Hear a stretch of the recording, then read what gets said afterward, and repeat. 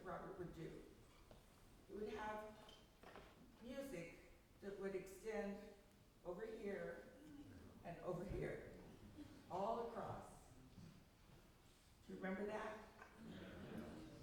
And do you remember the part where he would be facing the piano, and then suddenly, as though he was surprised that you were there, he would turn and talk to you.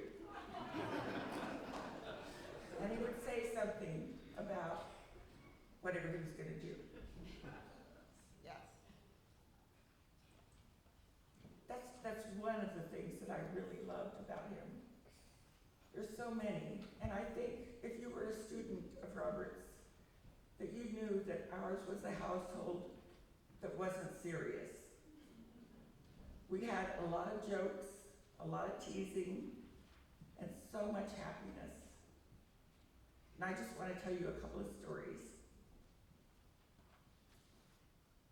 One of them was that I was always trying to get him to be less serious.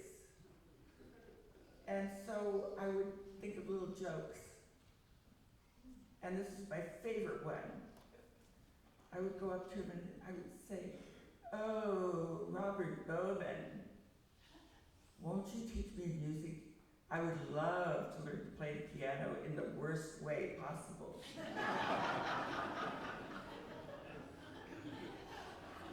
And he would say, "But my darling, you already do."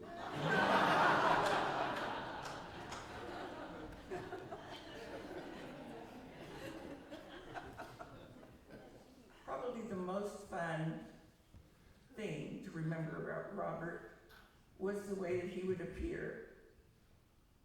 When I first met him, I met him at a workshop at the Church of Religious Science about prosperity. And I was going through a time where I didn't have a bed. I was sleeping on the floor because my ex-husband then had taken the bed. So I was going to the prosperity workshop to get a bed.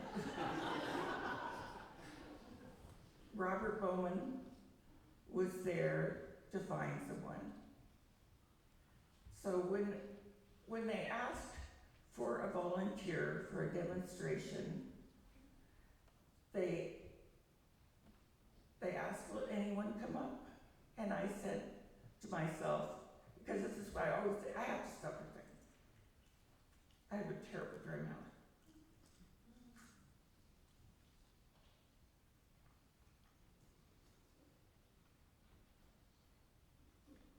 Just like right now, I would be the first person to volunteer because I could never stand waiting for people to get the gumptions to come up and volunteer.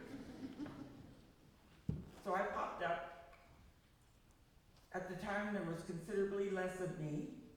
I was wearing a little green outfit.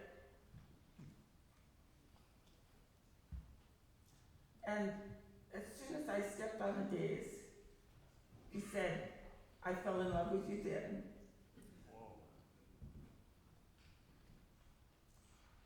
Now think about how Robert Bowman appeared, the way he dressed.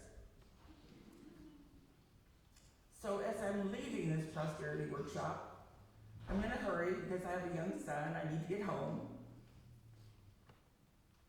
And he's chasing after me, he's following me. I'm in my little green car and I'm trying to drive away. And he has to have my phone number. He won't let me go. Nowadays, you know what you call that.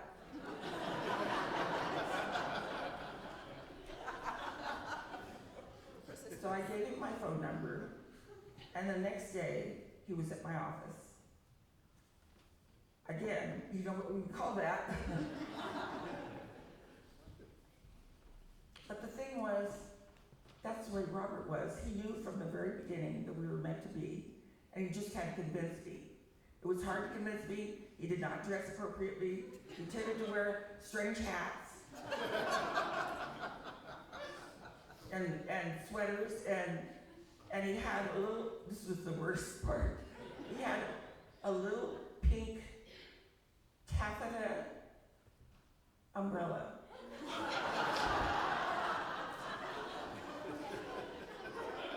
would show up at my office wearing the hat, carrying the umbrella.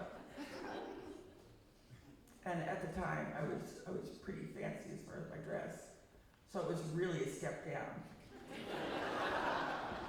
All during our life, we were together for almost 30 years. It would have been 30 years Christmas Eve, and he passed on the 9th of December. All through our lives, I was buying him clothes.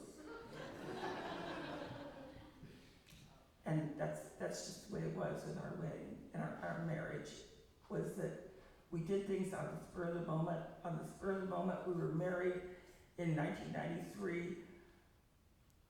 On Christmas Eve, we called some people that came to the house. Maybe some of you were there. We didn't have flowers, but I had a bunch of parsley. So I threw the parsley. My son walked me down the stairs. Robert played the piano. And it was a glorious wedding.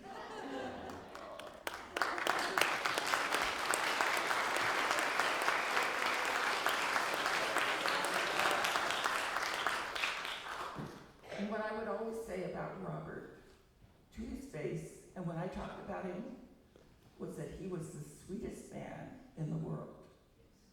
He was the sweetest man. And all of you who studied with him or were visitors, or in some way we knew, I just am so glad that you're here today. You were just part of this beautiful life that I've had with Robert Bowman. Thank you so much for coming.